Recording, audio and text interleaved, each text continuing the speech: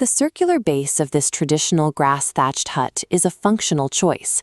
This geometry ensures that the structure is perfectly balanced from every direction. We see this same principle in civil engineering.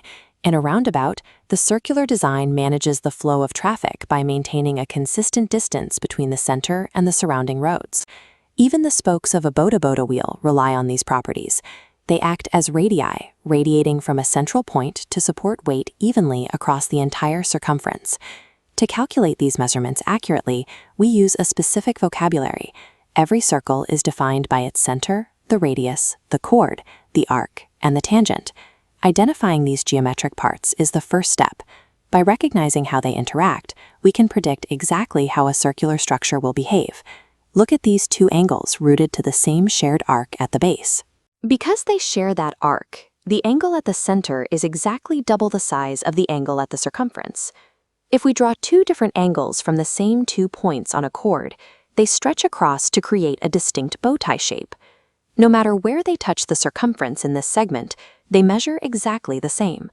This shows us that arcs act as anchors. If the angles share these starting points, their relationship is fixed and predictable. When a tangent touches the edge of a circle, it interacts with the radius at a precise 90-degree angle.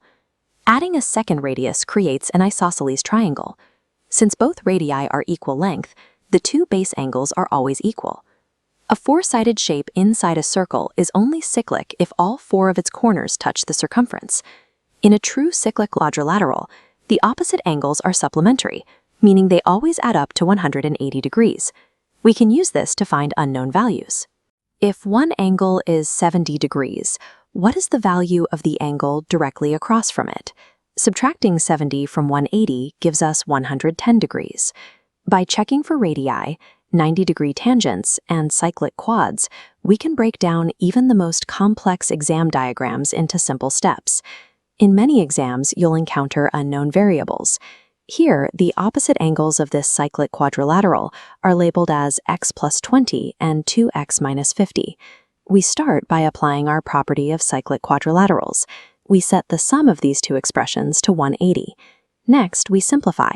Combining the x terms gives us 3x, and adding 20 to negative 50 results in negative 30. Adding 30 to both sides gives us 3x equals 210.